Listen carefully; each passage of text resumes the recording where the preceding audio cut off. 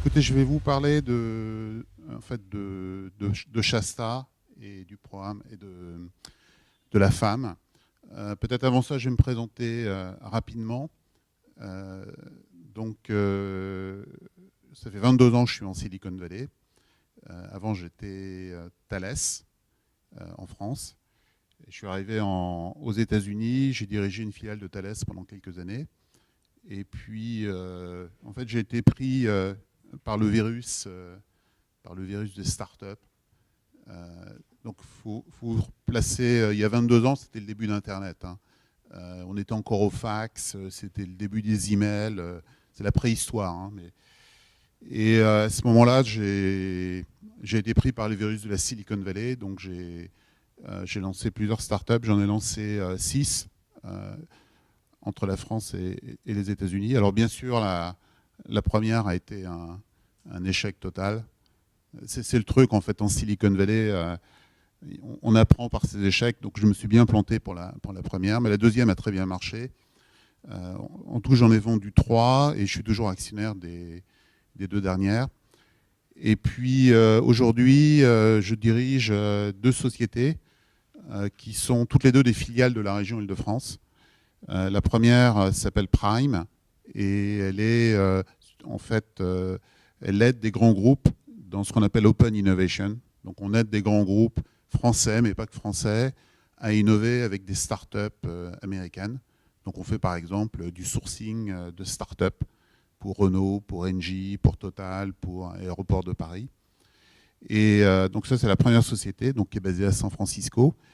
Et puis la deuxième, peut-être vous la connaissez, c'est le logo qui est là, c'est le French Tech Hub, qui est un accélérateur de start-up et de PME innovantes françaises aux États-Unis. Et on est basé à San Francisco et Boston, et on a toute une série de services pour aider les entrepreneurs à venir se développer aux États-Unis. Bon, mais je ne suis pas là pour vous parler de ça, en fait, je suis là pour vous parler d'un programme qu'on appelle Shasta. Je vais vous expliquer après pourquoi on l'appelle Shasta, donc c'est dans ma présentation. Donc les questions, vous les posez quand vous voulez, en fait, ça se veut interactif, donc n'hésitez pas à interrompre. Cette présentation, c'est pas moi qui l'ai faite, mais c'est Aurore. Donc je ne sais pas si vous connaissez Aurore, qui est en fait à Palo Alto. Palo Alto, c'est au cœur de la Silicon Valley. Aurore, c'est la représentante des arts et métiers et de American Friend of Arts et métiers Paris Tech à Palo Alto. Et donc elle est là pour vous aider et elle est là pour aider l'école. Et c'est elle qui a fait cette présentation. Donc, je vais la laisser dans ce mode-là parce que ça me permet de voir les slides qui sont après. Donc, je ne vais pas la mettre en mode projection. Donc, le plan de la présentation, donc une présentation du programme et de la femme, la relation en fait, du programme Shasta avec les étudiants et les entreprises, ensuite avec les mentors, et puis de façon très concrète, comment ça se passe. Après, j'ai une deuxième présentation qui est également faite par Aurore et ses mentors sur les trucs pour bien rédiger son CV. Donc, ouais, c'est très pratique, hein, bon, on peut faire de la théorie aussi si vous voulez, mais on va rester très pragmatique. Alors, premièrement, la femme. Donc, la femme, ça a été lancé en 2007. Donc, je fais en fait partie des membres fondateurs. L'initiative de Eric Benamou, qui est en fait très connu aux États-Unis. En fait, il a été pendant de nombreuses années, il était président de 3Com. Donc, il a dirigé une entreprise phare de Silicon Valley qui a été achetée par Hewlett Packard. Et bon, aujourd'hui, il dirige un fonds de capital venture qu'il a lui-même créé. Et donc, on a lancé ensemble en fait en 2006.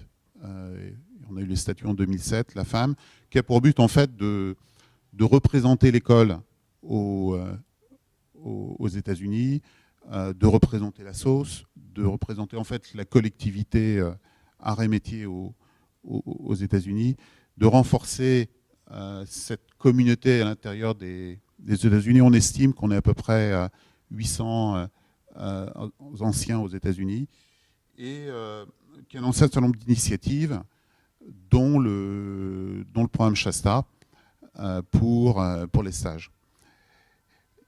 Alors, venons-en plus précisément au programme Shasta. Alors, ça fait partie du programme Shasta, on a mis en place des bourses. Pourquoi ? Parce qu'en fait, on a réussi à lever de l'argent.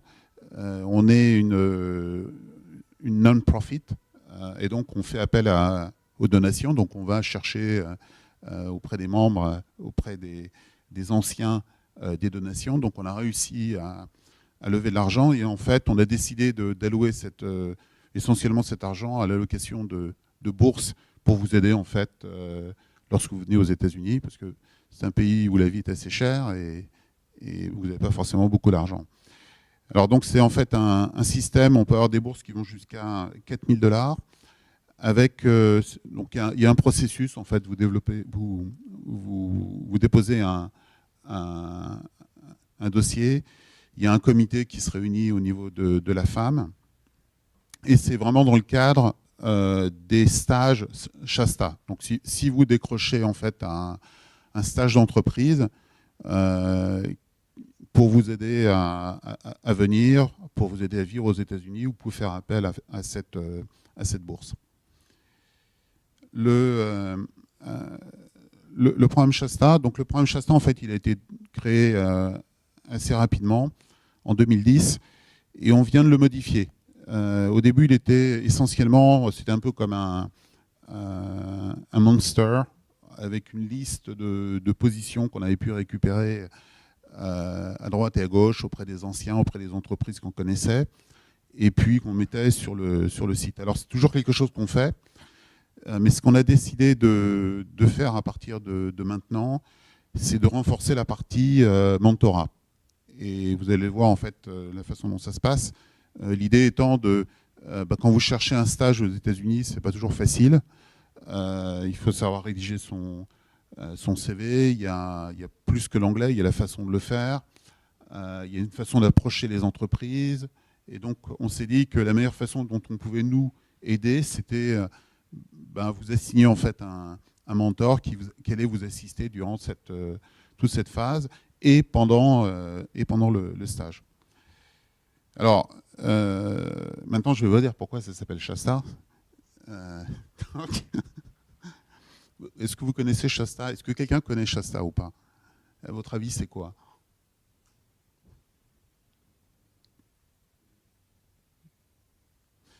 Donc, la réponse, en fait, c'est voilà Shasta. En fait, c'est le mont Shasta. C'est une des plus belles montagnes de Californie. Et c'est un volcan qui fait 4200 mètres d'altitude et qui est vraiment une beauté fantastique. Donc je vous invite en fait, lorsque vous venez aux États-Unis, en particulier en Californie, à visiter cette région. Donc ça se trouve un peu dans le nord de la Californie. C'est un peu moins connu, parce qu'on connaît plus Santa Barbara, etc. Donc la partie Shasta, on se rapproche un peu de l'Oregon. C'est une région qui est magnifique. Vous avez un lac, très très grand lac à côté, qui est le lac Shasta. Et donc cette montagne, elle peut se gravir. Et vous voyez, donc je suis au sommet de cette montagne. Et vous avez ici, je tiens en fait dans mes mains, vous voyez le logo, un métier, programme Shasta en fait. Voilà, donc c'était pour le début. Le programme Shasta a été lancé sur le sommet du mont Shasta. Donc ça ne fait pas partie du programme si vous avez un stage, mais vous êtes invité, suivez ma trace. Je vous assure que ça vaut vraiment le coup, c'est magnifique. Bon, c'est un peu dur, ça monte. Voilà, donc c'était pourquoi ça s'appelle Shasta. Tu savais Non. Voilà.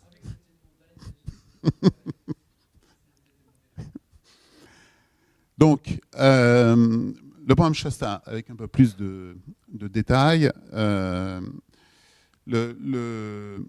Le but, c'est de vous aider à comprendre les spécificités du marché américain et Et donc, vous préparez à répondre en fait aux opportunités de stage que vous allez rencontrer, que ce soit pour la lettre et pour le CV, et ainsi que les entretiens que vous allez avoir.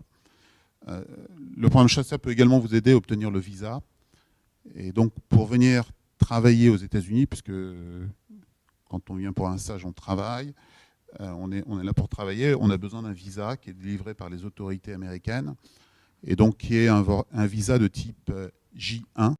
Et donc, c'est les mêmes visas qui sont attribués pour le programme des VIE. Je ne sais pas si vous connaissez ce programme de Business France. Donc, c'est le même type de visa. Et donc, on peut vous aider en fait dans ces démarches.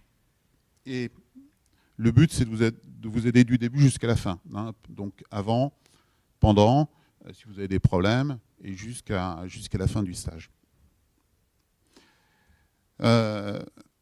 Et donc,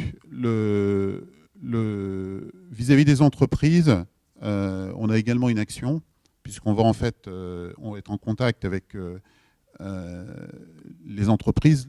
Le premier point, en fait, c'est de trouver des stages. Et donc, on a un réseau d'entreprises qui ont déjà pris des GADS en stage, qu'on peut ressolliciter.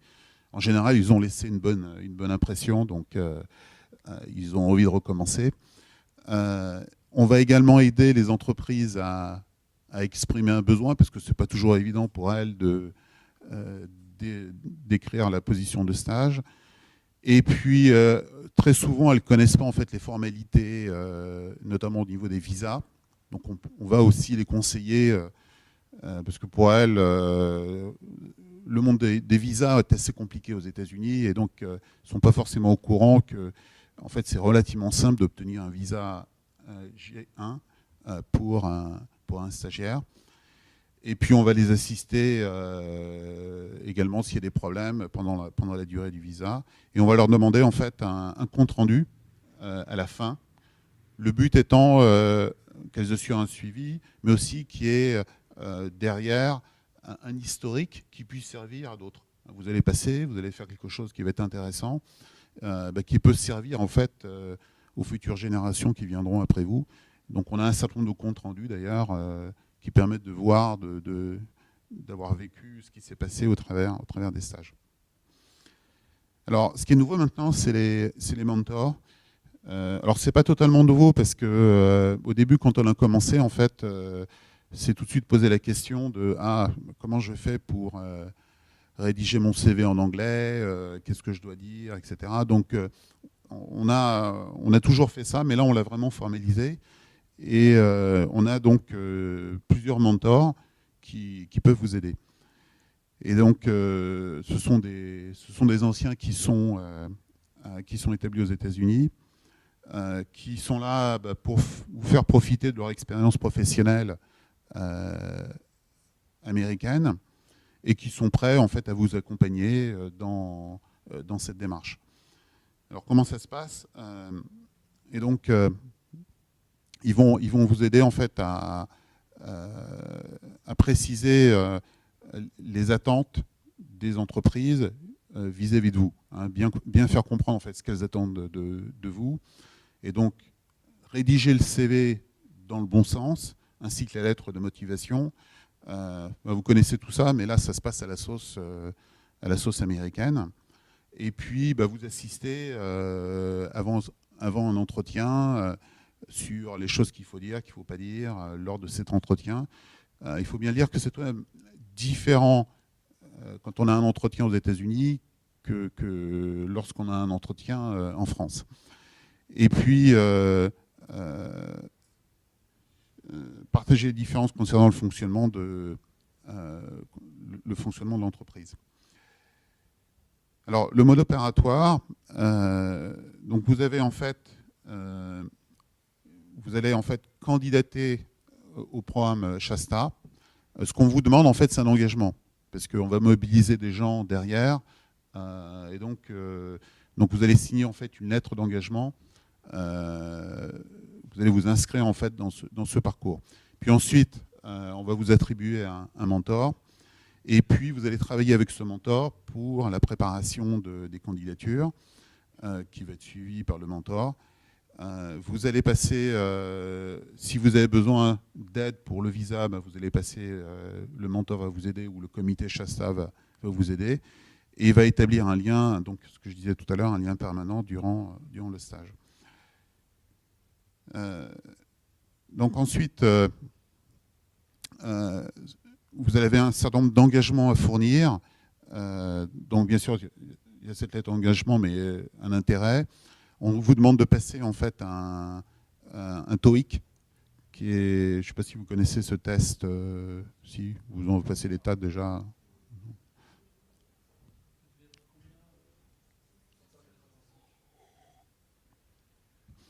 Donc c'est bien. Moi à l'époque, j'étais complètement nul en anglais. Je ne sais pas comment j'ai réussi à finir aux États-Unis, mais bon, voilà, c'est à force, ça finit par venir.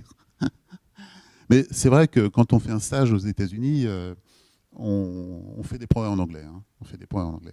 Moi, en fait, quand j'avais votre âge, je voulais faire un stage aux États-Unis. J'avais repéré Michelin et je m'étais dit Michelin, ils ont des usines et donc ils vont peut-être m'envoyer là-bas dans une usine. Donc j'ai postulé, j'ai été reçu ici au siège et puis finalement ils m'ont proposé un stage à Roubaix. Et donc j'ai fait mon stage à Roubaix. J'ai pas pu aller aux États-Unis cette fois-là. C'est ma première tentative, hein, mais j'en ai eu d'autres. Heureusement, la dernière a réussi. Et donc, bon, bien sûr, il y a des problèmes de disponibilité, hein, d'implication dans le stage. Ce qui est important, c'est un peu ce que je vous disais tout à l'heure, c'est que finalement, quand vous allez venir aux États-Unis, vous allez représenter l'école.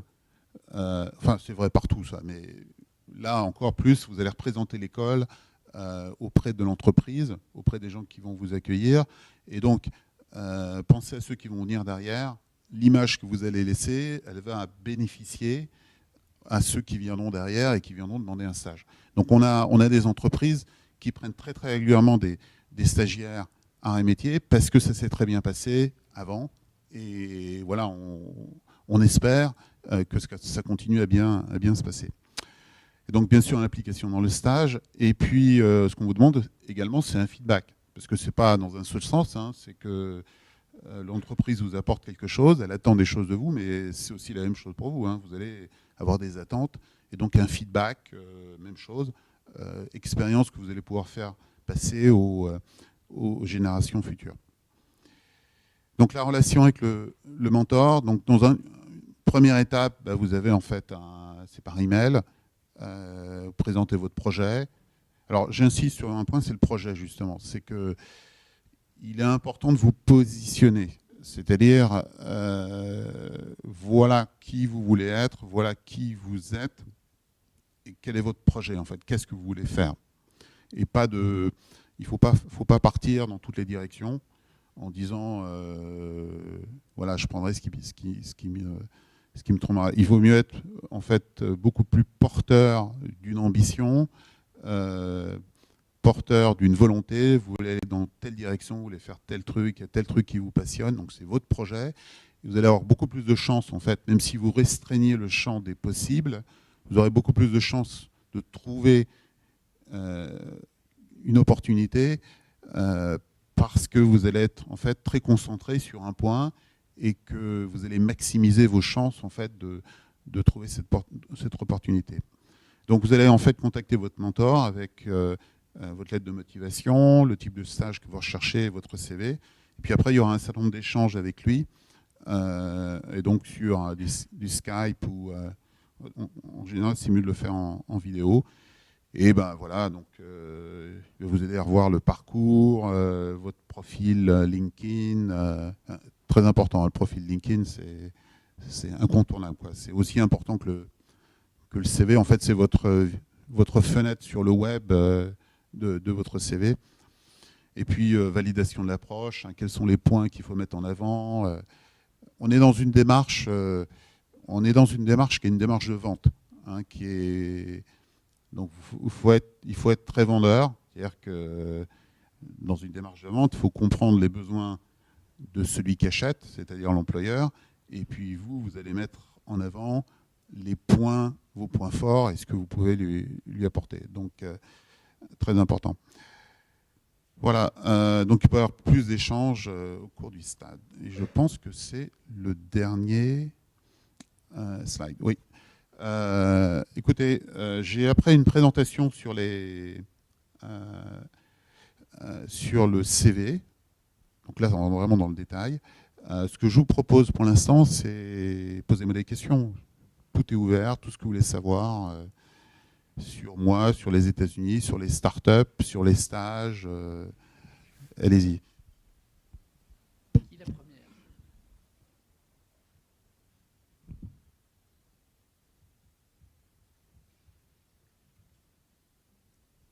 Dans ce cas-là, c'est moi qui. Ah bah voilà. Bonjour, je m'appelle Martin, donc je suis en deuxième année au campus donc de Paris aux Arts et Métiers. J'avais une question par rapport à donc, quand on cherche un stage aux États-Unis avec le programme Shasta. Est-ce que c'est possible et facile de dire par exemple que j'ai un projet avec telle entreprise et donc voir s'il y a des possibilités avec l'entreprise, ou est-ce que c'est plutôt je propose un projet sans forcément d'objectif d'entreprise et ensuite avec Shasta on verra qu'est-ce qui me correspond le plus? Je suis pas sûr d'avoir compris ta question. Un projet En fait, d'entreprise. imaginons par exemple, j'arrive, j'ai envie de travailler avec Google et je le mets dans mon projet parce que ça correspond à ce que je veux. Est-ce qu'avec Shasta c'est possible, ou est-ce qu'on propose seulement certaines entreprises? Oui, donc en fait, avant on était plutôt comme un monster et on avait en fait des offres de stage qu'on allait chercher. Mais en fait, il y avait aussi des stagiaires qui trouvaient des stages par eux-mêmes. Et donc on continue à faire ça, c'est-à-dire que dès qu'on a des opportunités de trouver des positions de stage, on les met sur le site. Donc ça continue.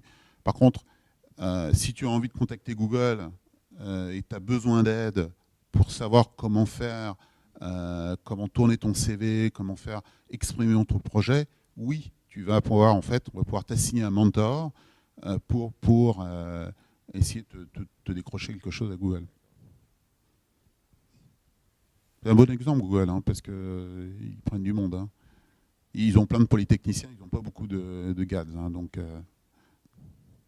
Et justement, enfin, je rebondis, c'est aussi la force du réseau, que ce soit en France ou à l'international, c'est que effectivement, tu veux dire, bah, moi j'ai envie de viser, tiens, toi Google, quelqu'un d'autre va te dire j'ai envie d'aller chez Tesla, et puis par l'intermédiaire du réseau GADS local, il y aura certainement quelqu'un qui connaît quelqu'un qui va pouvoir peut-être donner un coup de main pour donner des infos sur l'entreprise ou prendre des contacts, quoi.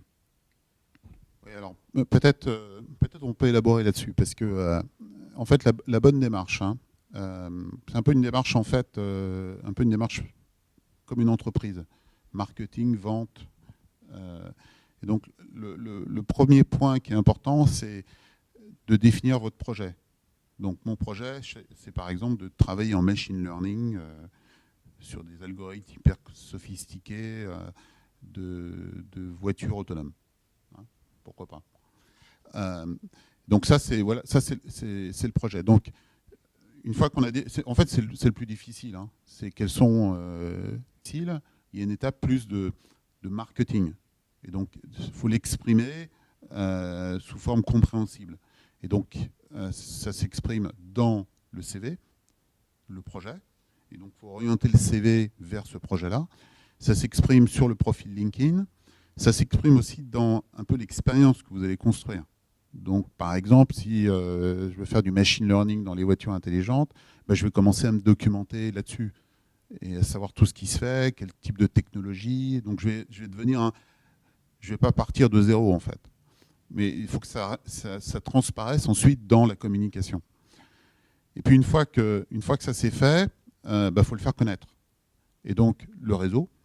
Et le réseau, plus c'est spécifique, mieux ça va marcher.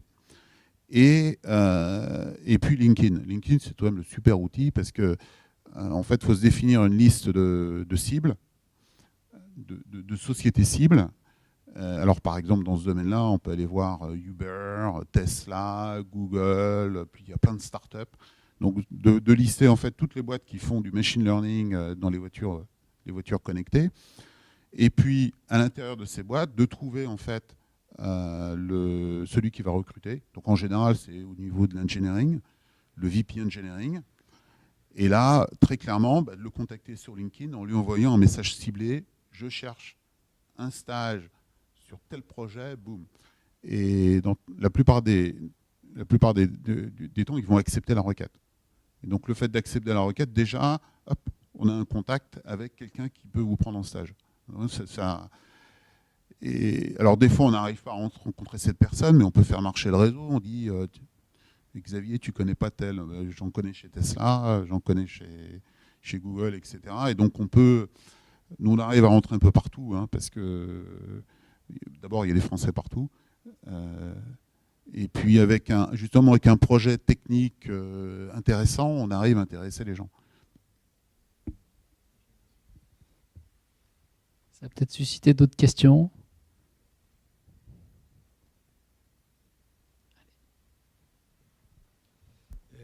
J'ai cru comprendre que du coup le programme Shasta c'était uniquement ça concerne uniquement les stages. Est-ce qu'il y a aussi une sorte d'accompagnement de l'association pour par exemple prolonger sa formation avec éventuellement un master dans des universités aux États-Unis? Oui, alors on peut conseiller. Donc ça, par exemple, Aurore, c'est ce qu'elle fait parce qu'elle est au courant en fait de tous les programmes. Donc ceux qui ont, là par exemple, il y en a un qui va être accepté à Stanford. MIT, il y en a beaucoup qui vont à Berkeley. Et donc, on peut conseiller là-dessus, mais on n'a pas mis en place en fait un programme qui permet de faire. On n'a pas de mentor pour faire ce genre de choses.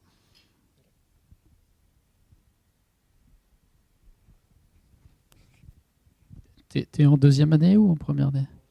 Troisième, d'accord. Je ne sais pas pourquoi je veux que vous soyez en première, il n'y en a pas à Paris. Ok, parce qu'effectivement, c'est beaucoup lié au programme, peut-être le parcours international des deuxièmes années à Paris. D'ailleurs, certains d'entre vous en font certainement partie, où il y a une orientation pour ensuite, à partir de l'école, justement, partir aux États-Unis. Mais je ne suis pas sûr que ce soit réservé uniquement à ce parcours-là. D'autres questions? Bonsoir.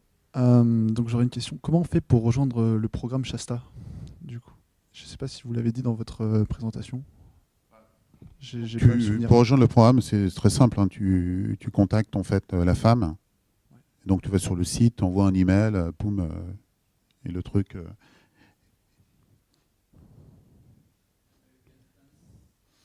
Ouais, Google Search, art et métier, États-Unis ou American Friend of Art. Tu tombes sur nous. Ok. Je crois qu'on a prévu de rediffuser, si c'est pas confidentiel, mais je pense pas, Il n'y a rien. Non, de récupérer les slides et puis de les diffuser ensuite aux participants. Hein, donc voilà, vous aurez les infos. diffuser, rediffuser.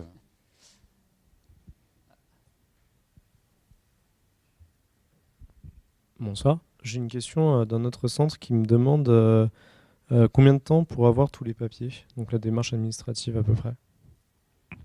Alors, ça fait partie de...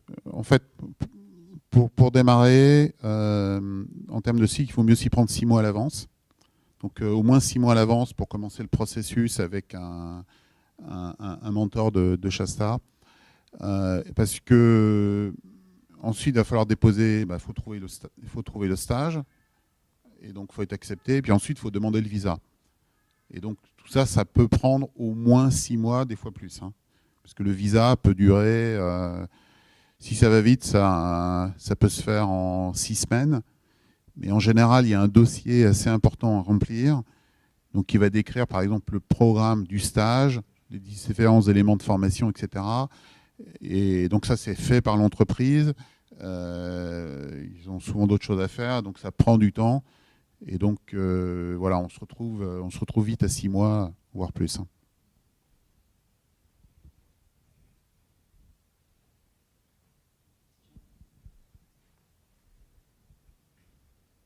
Peut-être la durée d'un stage classique le plus courant aux États-Unis? Oui, bonne question. Les entreprises préfèrent des stages longs parce que ça leur permet, des fois, ça peut être d'ailleurs des pré-embauches. Hein, Et donc, ça leur permet de rentabiliser leur investissement de formation. Donc 3 mois, en général, ils sont plutôt réticents. Ils préfèrent au moins 6 mois, voire plus. Alors, il y a une question que vous m'avez pas posée, c'est pourquoi venir faire un stage aux États-Unis? Non?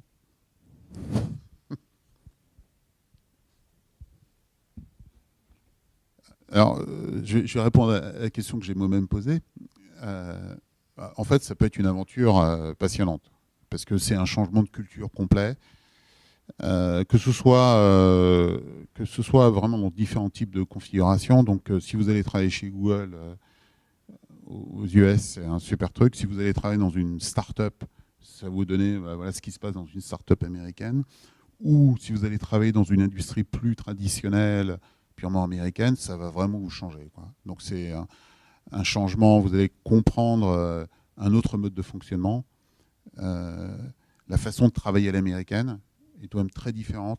On a l'impression que les Américains en fait sont proches des Français parce que finalement la langue est facile d'accès. C'est pas le chinois ou le russe, hein.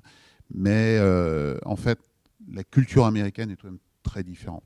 Et par exemple les Anglais sont beaucoup plus proches des Français que les Américains. Et donc par exemple dans la prise de décision, les process qui sont mis en place, il y a énormément de choses à apprendre. Le fait d'acquérir ce type d'expérience peut être très bénéfique pour vous dans le reste de votre carrière. Et puis, il peut vous arriver ce qui m'est arrivé. Après, vous décidez de rester en Silicon Valley. Moi, j'étais parti pour 18 mois. Hein, donc, Romain, il y a des questions posées? Non, pas plus que ça. On a du monde en ligne un peu ou Vingtaine. Bonjour à tous que je ne vois pas, mais que je devine derrière la caméra. Bon, je vais vous parler des CV si vous voulez. Alors, quelques points sur les CV. Donc, ce qui est super important, c'est prenez pas votre CV en français et simplement le traduire, ça ne va pas le faire. Et ça, pour tout un tas de raisons. Bon, donc premier point, c'est tout ce qui est formatting du CV. Donc, ça dépend un peu de l'expérience que vous avez, mais en général, si vous avez peu d'expérience, essayez de contenir tout dans une page. Si vous avez pas mal d'expérience, ben, vous pouvez déborder sur 2 pages. L'expérience est plus importante que les diplômes. Et déjà à votre âge, quoi. Alors après, je ne vous raconte pas... ici, vous avez 40 ou 50 ans, vous êtes encore polytechnicien au Guetzard, hein, mais là-bas, on s'en fout un peu. Hein, et surtout, ce qui va être important, c'est ce que vous avez accompli, en fait. Le format est différent. Donc, le format américain, c'est pas du A4. C'est un format letter. Donc, quand vous faites quand vous allez le faire en format Word ou en PDF derrière, il faut le mettre sur le format américain. Autrement, ça va paraître un peu bizarre à un œil américain. Les dates également. Donc vous savez que le mois est au début, donc on s'embrouille un peu les pinceaux. Donc le mieux, c'est de mettre en fait les dates, ce qui est marqué comme exemple à 15 juin 2017. Ça, vous êtes sûr que ce soit assez clair. Essayez d'avoir en fait un format de caractère qui soit uniforme pour tout le reste, pour tout le CV. Et éviter les trucs un peu avec des frioritures, 5-6 types de caractères à l'intérieur. Donc ensuite, vous mettez donc vos éléments le nom, l'adresse, etc., numéro de téléphone, un lien sur le profil LinkedIn, pas de photo par contre.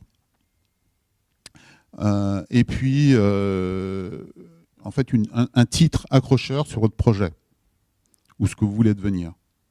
Hein, et ça, c'est super important parce que vous allez avoir, en fait, de la part des recruteurs, des lectures hyper rapides. Et donc, ils vont passer 15 secondes, 30 secondes par le CV. Et donc, ce qu'ils vont voir dans un premier temps, c'est le titre. Donc, le titre, il faut vraiment bien le réfléchir. Hein. Et puis, voilà, les quelques lignes qui vont vous décrire hein, qui vous êtes, votre projet. Donc ensuite, vos expertises principales, vos expériences. Alors, expérience, c'est aussi bien en termes de stage, mais aussi extracurriculum. Donc, aux États-Unis, on accorde autant d'importance sur ce qui se passe à l'extérieur de l'école qu'à l'école. Moi j'ai 2 enfants qui ont fait l'université américaine et donc ils vont être jugés sur leur capacité à participer à la vie sociale, collective, community service, le sport. Ce sont des éléments qui sont très importants. On cherche des individus complets. Et puis les langues. Alors, donc ce qu'il ne faut pas mettre, on a des lois en fait dans la plupart des États. Donc les lois du travail sont régies au niveau des États et pas au niveau fédéral, mais elles sont à peu près tous identiques. Il y a beaucoup plus qu'en France, on fait très très attention à tout ce qui est discrimination. Et donc, par exemple, on ne vous demandera jamais votre âge. Bon, quand on vous voit, on peut le deviner un peu, mais on ne vous donnera jamais votre âge, parce que ça pourrait être une discrimination sur l'âge. Donc, l'âge, il ne faut surtout pas l'indiquer en fait dans le CV. Il ne faut surtout pas mettre votre date de naissance. Et d'ailleurs, si vous commencez à faire ça, ça envoie un signal, comme on dit aux États-Unis, c'est red warning, quoi. C'est-à-dire que vous êtes vraiment en dehors de la norme. Donc le statut marital, on ne met pas ce genre de choses dans les CV. Marié, divorcé, c'est votre truc, ça. Ça se met pas sur un CV. Et puis oui, donc vous mettez en fait vos coordonnées. La nationalité, elle est importante parce que vous pouvez mettre en fait que vous allez avoir besoin d'un visa, à moins que vous soyez déjà américain, mais autrement vous allez avoir besoin d'un visa. Alors ensuite, ce qui est important, ce que je disais tout à l'heure, on est dans un processus de vente. Et dans un processus de vente, ce qui est le point, c'est qu'il faut comprendre son interlocuteur. Donc il faut être à l'écoute. Et voilà, vous allez me dire, vous ne leur parlez pas, mais vous allez pouvoir tout de même, à travers la lecture de la position description, de ce qui se passe dans cette industrie, de ce que vous allez trouver comme données sur la société, de connaissances, de ce que vous dira votre mentor, etc., vous allez pouvoir en fait tout de même comprendre des tas d'éléments de contexte de ce stage. Et donc, il va être important de les faire ressortir pour montrer que vous avez bien compris dans quel environnement vous allez évoluer. Donc, écoute pour ensuite placer vos points les selling points, les points de vente. Et donc, ensuite, il y a un certain nombre de mots-clés qu'il faut placer. Alors, il faut bien voir que les CV aujourd'hui, dans les petites boîtes, c'est fait à la main, mais souvent dans les grandes boîtes, c'est des robots qui analysent. Il y a des outils sémantiques. Et ces trucs-là, ne sont pas encore trop sophistiqués. Enfin, on commence à en voir un peu plus sophistiqués, mais c'est souvent ils font une analyse avec des mots-clés. Et donc, il faut reprendre les mots-clés qui sont pertinents dans votre cas. Alors, make your reader want you. Donc ça, c'est ce qu'il faut voir, c'est que les gens, c'est vrai aussi en France, mais en général, quand on voit passer les tas de CV, on a très peu de temps, et donc il faut se concentrer sur l'essentiel, être bien, être super punchy sur ces points essentiels. Question. Donc mettre en valeur les compétences que vous avez, et puis l'expérience, et puis d'essayer d'exprimer ce qui va être différent par rapport à des autres. C'est un peu la façon dont on vend un produit aux États-Unis. On est toujours dans un mode benefits. On n'est pas en train de dire comment ça marche, on est en train d'expliquer souvent ce que ça va vous apporter. Ben, vous êtes un peu dans le même type de relation. Vous allez devoir expliquer ce que vous allez en fait amener à ces recruteurs en termes de compétences, en termes d'expérience, en termes de ce que vous avez déjà accompli, ce que vous allez faire pour eux, et comment, ben voilà, par rapport aux autres, vous allez être différent. Hein, c'est ça qui va être vos points forts. Ensuite, donc recommander, oui, alors je trouve que c'est un bon conseil, c'est d'utiliser des verbes d'action hein, pour montrer en fait les accomplissements que vous avez faits. Hein, en termes de, et on est sur un mode où il faut voir les autres CV, la façon dont se vendent les Américains. Ils sont en général super vendeurs. Hein. Le mieux, c'est les commerçants, quoi. Ils ont vraiment toujours vendu, ils ont toujours excédé les quotas. Enfin, donc, il faut être dans ce mode de vente assez agressif. Hein. Faut surtout pas être timide. Faut pas en surfaire, mais il faut tout de même être sûr de soi. Il faut que ça se sente dans le CV. Et donc, ce qui compte le plus, c'est en fait ce que vous avez accompli. Hein, et donc, ça peut être des accomplissements à la fois à l'école, en termes de projet, par exemple, en termes de stage, ou à l'extérieur de l'école. Hein, on revient sur les activités extrascolaires. Et là, vous pouvez même le quantifier. Hein, si vous avez des chiffres, voilà, ça a permis de faire tant, de gagner tant l'entreprise, de sortir tel produit. Et donc, et là encore une fois, il ne faut pas être timide, quoi. Hein. C'est une façon également de montrer votre motivation. Hein, que vous êtes là, vous n'êtes pas là pour vous tourner les pouces, vous êtes là en fait pour apporter quelque chose. Oui, be proud. Donc, hein, il faut montrer faut être fier de ce que vous avez fait en fait. Hein. D'ailleurs, ce que je vous dis là, c'est vrai dans le CV, mais c'est également vrai dans un entretien. Un entretien, il faut être à la fois à l'écoute, il ne faut pas être arrogant, mais en même temps, il faut être, avec ce même type de message, enthousiasme, en étant fier des accomplissements que vous avez fait derrière. Vous voyez, c'est une espèce de mélange de tout ça. Mais finalement, c'est la même chose en France, hein, non ? Peut-être un peu différente même. Donc, ce que je disais tout à l'heure, le degree is only a starting point. Et donc ça, c'est bien d'avoir un diplôme. Si vous en avez plusieurs, c'est encore mieux. Mais c'est surtout les expériences et les accomplissements qui vont être le plus important. Donc, il faut les mettre en valeur.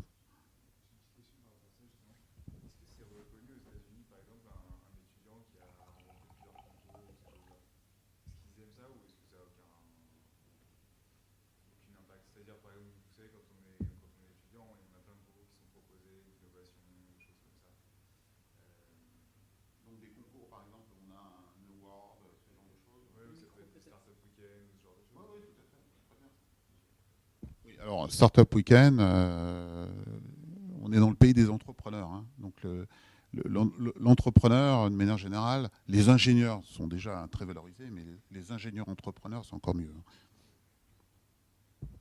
Je me permets de rebondir. Le terme ingénieur, est-ce qu'il est, pas reconnu, mais valorisé au même niveau aux États-Unis qu'en France, parce que ce n'est pas toujours le même niveau de formation? C'est une bonne question, parce qu'il y a souvent des ingénieurs aux États-Unis qui n'ont pas un niveau ingénieur, si je compare par rapport à... Et donc, ça, c'est quelque chose...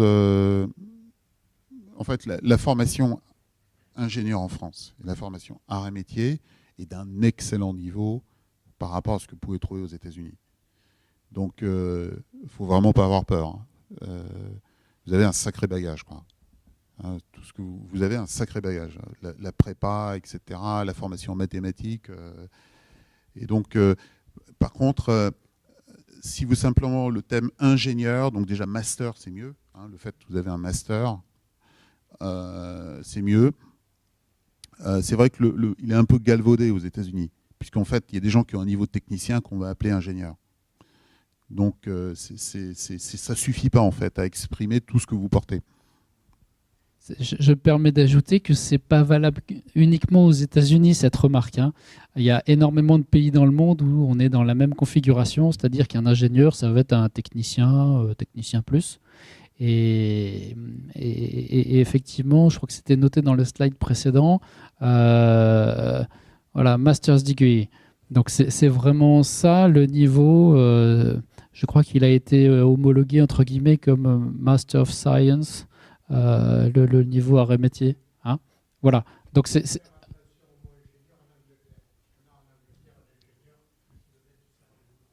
oui, oui. Et il y a beaucoup, oui, il y a c'est ça. Hein, il y a beaucoup de pays. En Allemagne, c'est pas vraiment le cas. C'est plus équivalent, je crois. Voilà. Mais en Angleterre, voilà. Ouais. En Angleterre, puis d'autres pays. Hein. Donc voilà, donc soyez conscients un petit peu, mettez en valeur votre diplôme d'ingénieur comme étant un diplôme de Master of Science. Ouais. Parce que en fait, aux États-Unis, on est sur un système où vous avez vous avez 4 ans, et donc ça vous donne en fait un premier diplôme. Mais ensuite, vous appliquez, vous faites un master qui va être d'un an ou deux. Et donc, les gens qui font un Master of Science, comme vous, en fait, c'est déjà vraiment le haut du, c'est le haut du panier. Hein.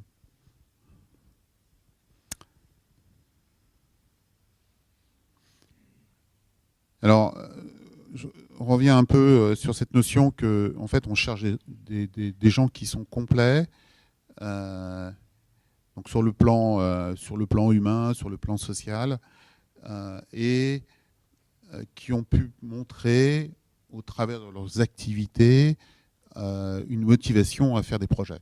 Et quelle que soit en fait la nature des projets. Hein, et donc tout ce que vous avez pu faire à côté, tous vos accomplissements, c'est encore mieux s'il y a une espèce de continuité. Hein, et une certaine.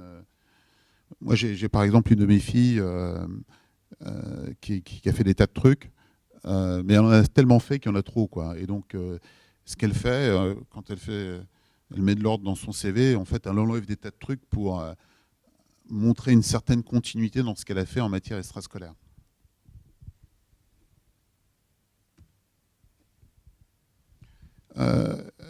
Oui, donc faire attention à American English versus English, British English. Donc c'est pas tout à fait la même chose. Et donc là aussi, le mentor peut vous aider à relire. Il y a un certain nombre de termes qui sont pas tout à fait identiques. Voilà, donc c'était le dernier slide. Enfin, le dernier, c'est celui-là, c'est good luck. Good.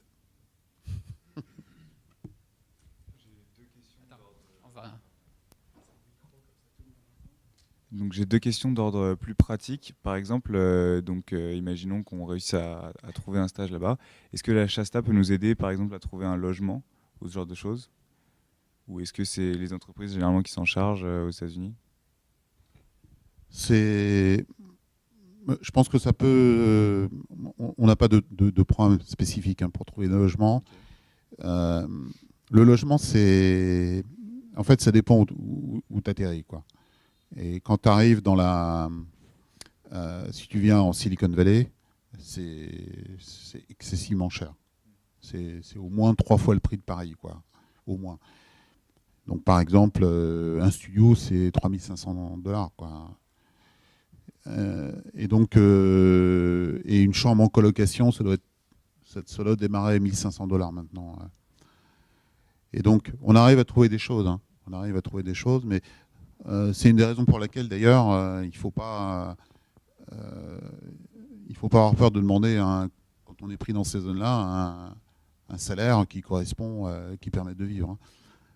Nous, pour info, nous, les salaires qu'on prend à San Francisco, enfin, vous le gardez entre nous, mais on doit être à $50 000 pour nos stagiaires, parce qu'autrement, ils n'arrivent pas à vivre à San Francisco. Ouais. Ça doit être le salaire d'un débutant ici. Ouais. Bah voilà, nous, c'est nos stagiaires, on les prend à ce niveau-là. Parce que la vie est très très chère. Alors maintenant, après, ça vous permet de décrocher des jobs qui sont aussi... les salaires n'ont rien à voir. Hein. Donc, maintenant, donc ça, c'est dans les zones sur lesquelles il y a une très forte demande. Vous arrivez dans une usine au fin fond du Nebraska, vous n'allez pas du tout avoir ce problème-là. C'est une autre expérience. Hein. Moi, j'ai été beaucoup à Kansas City, par exemple.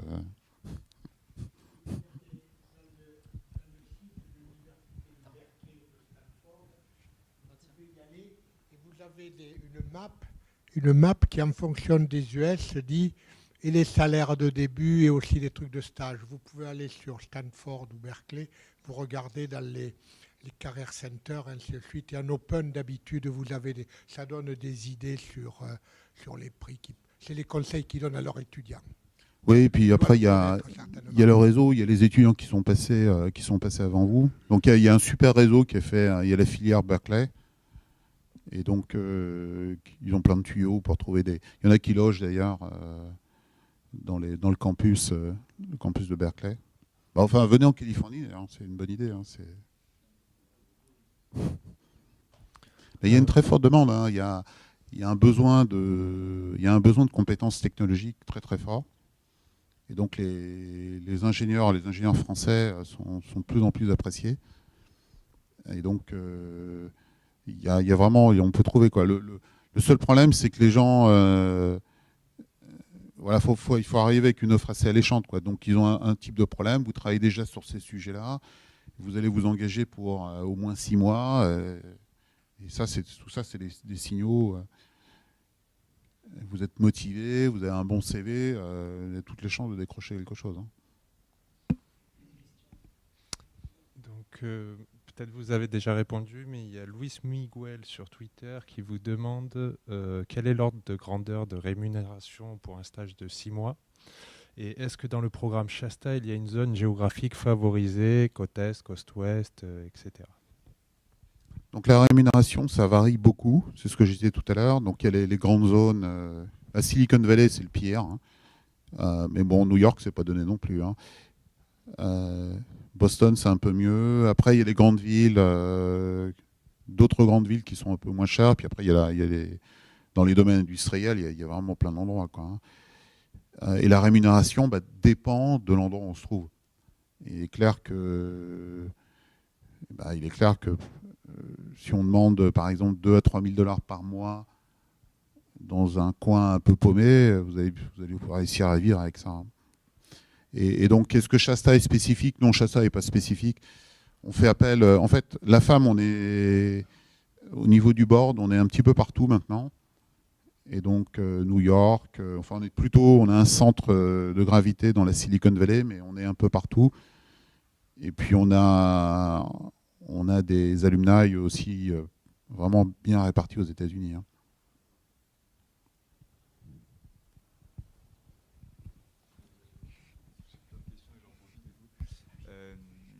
Par rapport en termes de chiffres, vous envoyez combien de stagiaires à peu près par an aux États-Unis?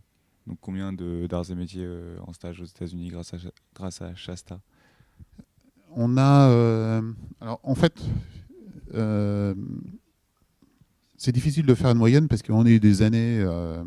la première année, quand on avait lancé le programme, il a tout de suite été très connu dans l'école. Et donc on avait peut-être une quinzaine de positions à remplir. Et on avait reçu au moins 200 candidatures. Et puis après, on a eu en fait moins de communication. Et donc on avait beaucoup moins de demandes. Et la raison pour laquelle je suis là aujourd'hui, c'est que aussi pour faire connaître le programme et vous dire, n'hésitez pas, on a besoin de gens motivés pour venir aux États-Unis. Donc il y a des années, on en a eu beaucoup moins. On a eu, je sais pas, 4 ou 5 qui ont été pris dans des entreprises. Comment ?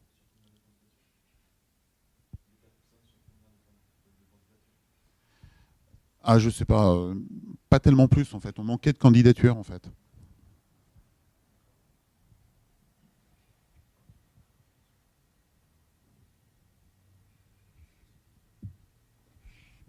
Et au niveau, je crois qu'on a à peu près une vingtaine d'étudiants qui vont faire en fait un autre cycle aux États-Unis, master ou autre chose par an. Et là d'ailleurs c'est amusant parce que quand on discute avec Stanford, qui est tout de même le nec ultra, hein, et on leur dit bah, pourquoi vous ne prenez pas d'arts et métiers, et ils nous disent bah, il n'y a pas de candidat. Donc je ne dis pas que c'est facile d'y rentrer, hein, c'est extrêmement difficile d'y rentrer, mais là il y en a un qui a réussi à rentrer. Il y en a plusieurs qui ont été pris au MIT. Alors il y en a d'autres, voilà, il y en a beaucoup plus qui sont allés à Berkeley, il y a la filière Georgia Tech, mais voilà, quelqu'un qui est motivé, qui a un bon CV, etc., peut rentrer à Stanford. Je crois aussi que l'école a pris aussi conscience du fait que c'est pas uniquement la sélection par les notes en première année qui fait qu'on sera un bon candidat pour telle ou telle université américaine, mais c'est aussi des discussions grâce à la femme, expliquer que la partie motivation est très importante, et on a cru comprendre qu'il y a aussi une évolution de ce côté-là. Une autre question. Alors, en fait, donc, pour Stanford, le parcours pour les États-Unis, il a que été ouvert. On peut que postuler à Stanford en génie mécanique depuis l'année dernière. Et c'est pour ça qu'en fait, on ne peut pas candidater. Enfin, normalement, si on candidate et qu'on est pris, il me semble que M. Deligan il nous a dit que on peut trouver peut-être un moyen pour s'arranger, par exemple, faire une année de césure et de finir le diplôme là-bas et de revenir pour finir les études pour le diplôme en France. Voilà. Et sinon, j'avais une autre question qui était plus spécifique sur le terme engineering, parce que j'ai vu sur un document de présentation de SOP de Polytechnique qui disait que justement un des pièges à éviter, c'était de ne pas mettre l'X comme Engineering School, mais Top Ranking University for Science. Et je ne sais pas si c'est applicable pour les arts et métiers en fait. Je voudrais savoir si vous avez un avis là-dessus.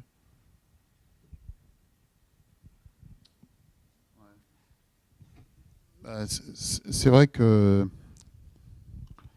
c'est une bonne question. Je ne suis pas sûr d'avoir la réponse en fait, parce que en fait le terme école en fait, hein, school, qui est le terme qu'on emploie en France. Aux États-Unis, on va parler de collège ou de university. Et clairement, on ne peut pas dire les arts et métiers ne sont pas une université. Ça fait collège. Donc, je pense que j'irais toi avec avec school, engineering school, top ranking engineering school. Ça me paraît avec un master, ça me paraît la bonne formule. Faudrait poser. Je pense que c'est une question qu'il faudrait poser à Aurore.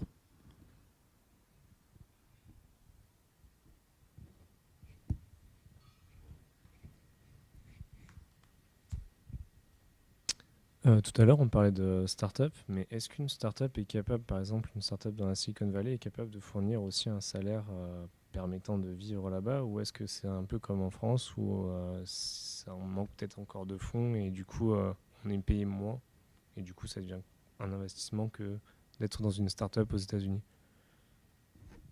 Oui, alors ce qu'il faut bien voir, c'est que ce qu'on appelle start-up aux US, ça part de 2 gars dans un garage jusqu'à une boîte qui fait 500 personnes, hein, donc, ou 1000 personnes. Et donc, on a des startups qui sont très très bien financées, qui ont levé des dizaines de millions et qui vont payer des salaires très importants, hein, très très importants. Donc, c'est à vous d'être attentif parce que si vous êtes dans le cadre de gars dans un garage, bon. Mais si la startup a été financée par exemple avec du capital venture, là ils ont de l'argent. Et les sommes qui sont en jeu n'ont rien à voir avec les sommes qui sont ici. Pour vous donner quelques idées, ici, on vient de dépasser le milliard d'euros d'investis dans les startups par an. Rien que dans la Silicon Valley, c'est 25 fois ce montant. Donc il y a beaucoup, beaucoup plus d'investissements. Ou un autre chiffre, en France, il y a 640 startups qui ont reçu plus de 3 millions depuis l'origine, depuis 2010. Une seule firme de capital venture comme Sequoia a déjà fait 1700 investissements. NIA, pareil, quoi. Donc il y a vraiment un volume, un nombre de sociétés et des sommes qui sont beaucoup plus importantes qu'en France.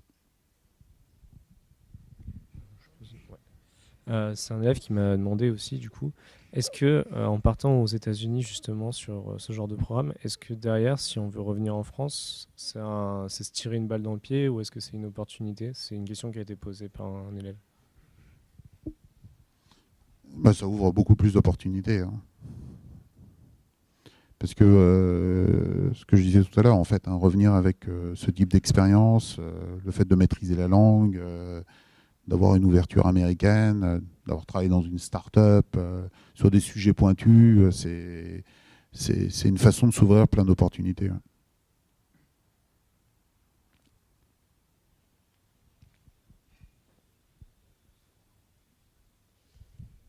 Est-ce que vous avez déjà eu des cas d'universités américaines qui acceptaient des alternances avec des entreprises françaises en France?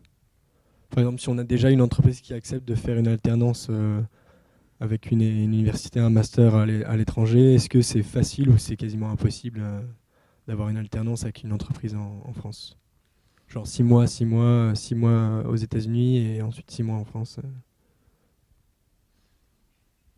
Donc d'avoir en fait l'entreprise en France et l'université aux États-Unis. 6 mois. Why not? Mais ça paraît difficile, mais vous avez déjà eu des cas.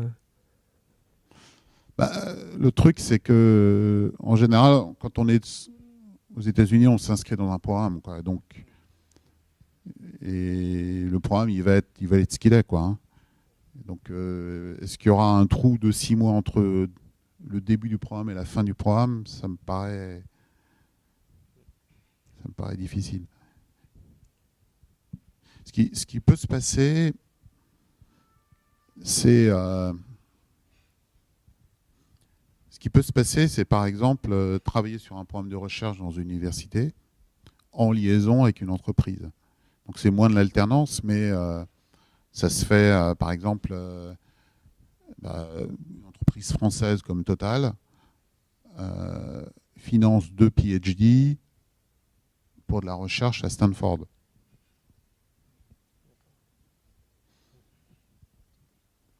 Et alors d'ailleurs, ça peut être un truc pour trouver, si vous arrivez à Stanford en leur disant, voilà, j'ai telle entreprise qui est prête à me financer mon PhD, ça vous donne pas mal de chances pour rentrer dans le truc, hein, parce que vous arrivez avec le financement.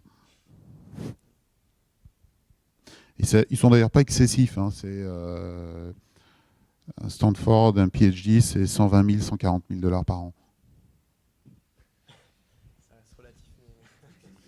Ici, il y a certaines universités qui demandent la même chose. Hein, donc, en France, il y a ça jusqu'à... Ouais.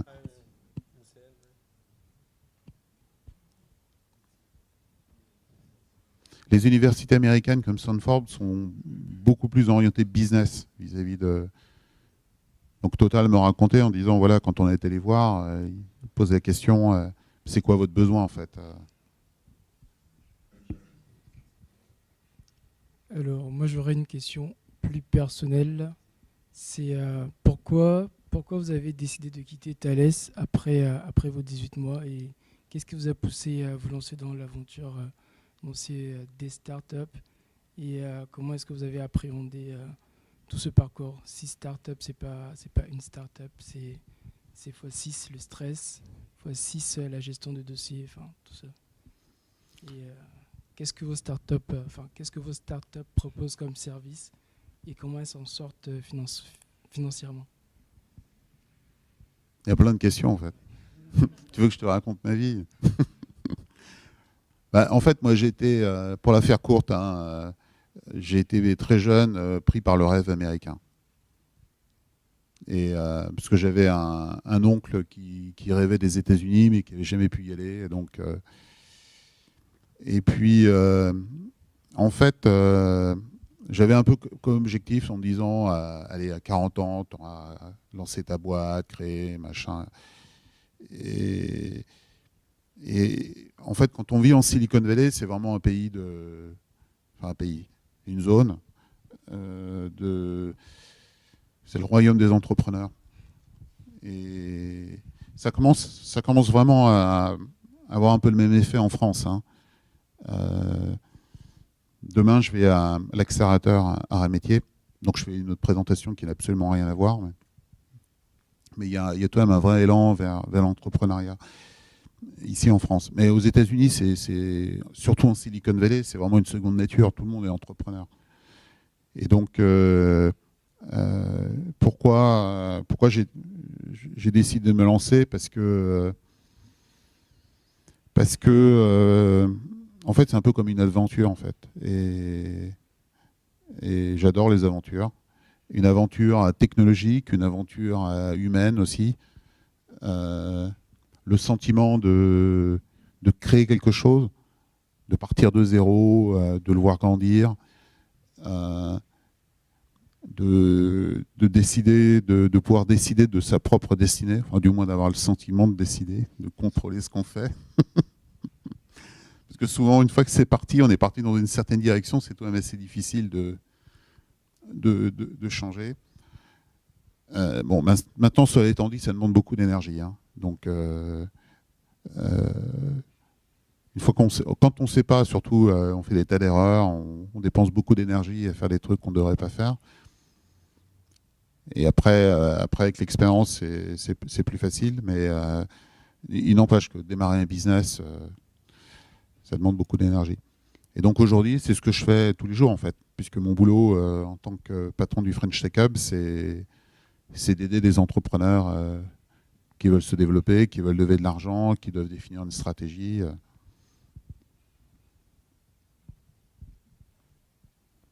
Mais aujourd'hui, c'est tout de même une période rêvée pour lancer sa start-up. Vous avez en France un environnement qui est de plus en plus favorable, un président qui sait ce que c'est qu'une start-up. Il était à l'inauguration du French Tech Hub, hein, pour vous dire. Donc, même il nous connaît en plus. Et il parle le langage start-up.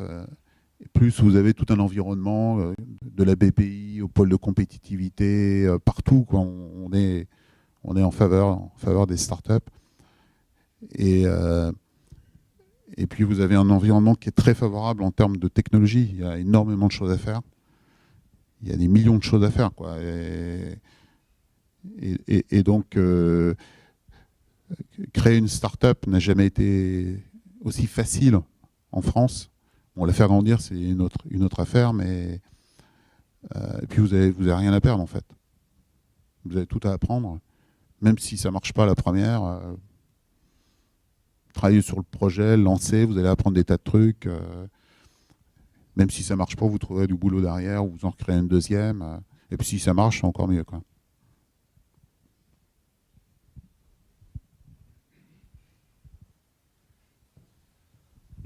Alors justement, en parlant d'entrepreneuriat, moi aussi, je suis très attiré par ça. J'aimerais j'ai un projet que j'aimerais développer. Et je me disais justement, pour moi, l'opportunité de partir aux États-Unis, c'était aussi un moyen de découvrir une autre vision de la chose, et notamment travailler dans le domaine qui m'intéresse par rapport à ce projet-là. Et je me disais justement par rapport à ce que vous disiez, est-ce que quand je viens me présenter à l'entreprise, de dire que moi-même je suis en train de travailler sur un projet et que j'ai envie de travailler avec eux aussi pour apprendre d'autres choses, maturer l'idée et tout ça, est-ce que c'est une bonne stratégie, sachant que derrière ils n'ont pas envie forcément d'avoir un jeune qui est là juste pour récupérer un maximum d'idées et repartir après, quoi. Non, le fait de se positionner comme entrepreneur, c'est toujours une bonne chose, surtout en Silicon Valley. D'ailleurs, on vient de recruter un stagiaire. Lui, il avait déjà créé 2 startups en France avant, quoi.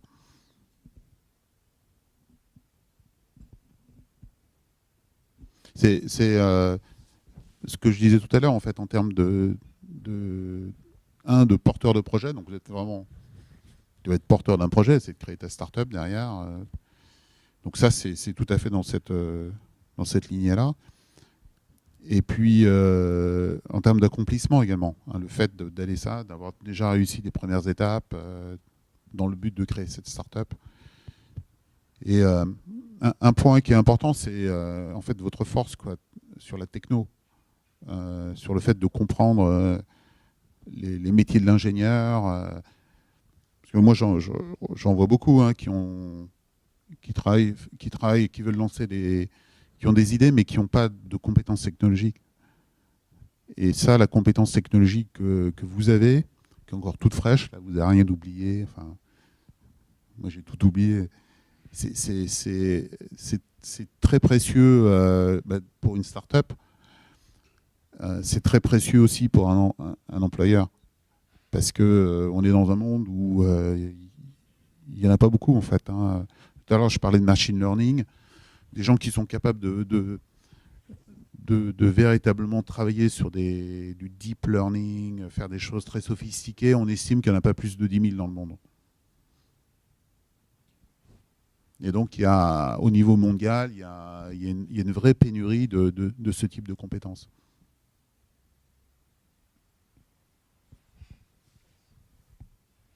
Peut-être pour rajouter quelque chose à propos de ce que tu disais, peut-être par le passé, peut-être encore aujourd'hui en France, effectivement, quand on a une idée ou des choses comme ça, on a plutôt tendance à vouloir la garder pour soi et pas la partager. Et déjà, je pense qu'en France, c'est en train d'évoluer. On s'aperçoit que effectivement, c'est important de pouvoir partager ses idées pour enrichir. Et puis, tout le monde ne va pas forcément te piquer la bonne idée. Moi, j'ai des amis qui travaillent avec la Silicon Valley qui disaient que c'était beaucoup dans le partage, justement, et puis l'enrichissement en parlant à des collègues, des amis, et ça permet de nourrir un projet. Je ne sais pas si tu partages cette opinion. C'est même peut-être une condition sine qua non, en fait, pour démarrer sa startup en Silicon Valley. Il faut aller tester l'idée auprès de clients potentiels le plus rapidement possible. Et donc, l'idée, c'est pas de s'enfermer et de développer un truc pendant 2 ans et puis après d'aller le vendre. L'idée, c'est de faire un proto le plus rapidement possible et puis d'aller trouver des gens qui vont être intéressés le plus rapidement possible, d'avoir du feedback, d'adapter, de recommencer, d'avoir du feedback. Et ce processus itératif de l'avoir plein de fois. Et plus ça sera en interaction avec des clients potentiels, plus tu auras de chance d'avoir quelque chose qui correspondra vraiment à un besoin du marché.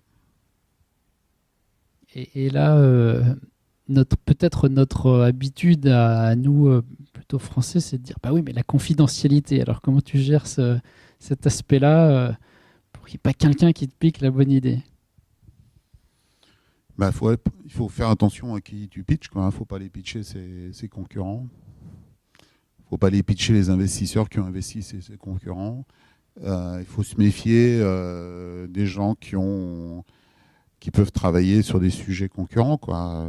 Clairement, Google, par exemple, ils sont très intelligents, ils sont très forts, ils ont des tas de ressources. Donc, il faut faire attention. Oui. NDA, on utilise accord de confidentialité. Oui, mais bon, c'est pas ce qui est le plus efficace, quoi. Non, le mieux, c'est quand on a une idée, c'est d'aller chercher des clients, quoi. Et clairement. Parce que les clients, de toute façon, ils n'auront pas les moyens. En général, ils n'ont pas les moyens de développer ton truc, quoi. Par contre, il faut un peu se méfier des gens qui peuvent redévelopper le même truc, quoi.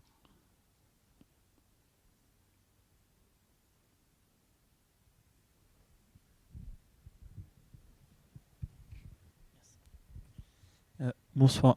J'aimerais revenir sur un tout petit truc que vous aviez dit tout à l'heure, sur ces étudiants qui arrivent à se faire financer des PhD par des entreprises. J'aimerais bien savoir dans quel cadre ça se fait, si c'est aux étudiants de faire cette démarche, d'aller vers les entreprises et leur proposer un savoir qu'ils vont acquérir aux États-Unis, ou si c'est les entreprises qui publient des offres de financement. Je ne sais pas du tout dans quel cadre ça se fait. En fait, bon, c'était un cas plutôt hypothétique, hein, mais en général, quand une entreprise s'adresse à une université américaine, une des façons de collaborer, c'est sous forme d'avoir un PhD. Et quand on va discuter avec les universités américaines, tous les patrons de département sont en train de chercher des financements à droite et à gauche. Ils ont c'est un peu comme des chefs d'entreprise en fait. Et donc ils sont très friands de relations avec des sociétés qui vont pouvoir leur financer des PhD. Donc c'est pour ça que je disais, si vous en connaissez, si vous avez déjà c'est pour répondre à la question au lien entre une entreprise et une université. Dans ce cas de figure, c'est une façon d'y arriver. Mais encore faut-il trouver l'entreprise.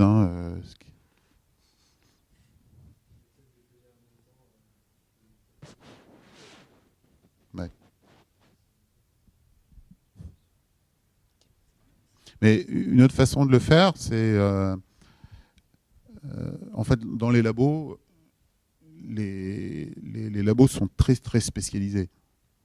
Et donc, ils vont pas prendre des étudiants qui vont être trop généralistes. Donc, il faut se spécialiser dans un domaine de recherche.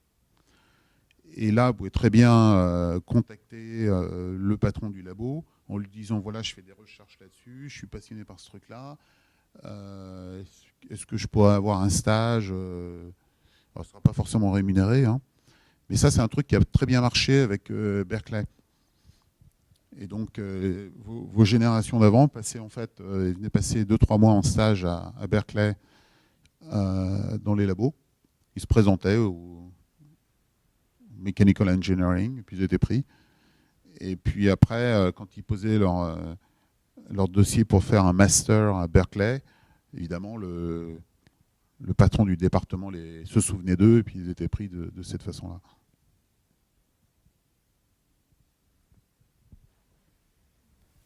D'autres questions?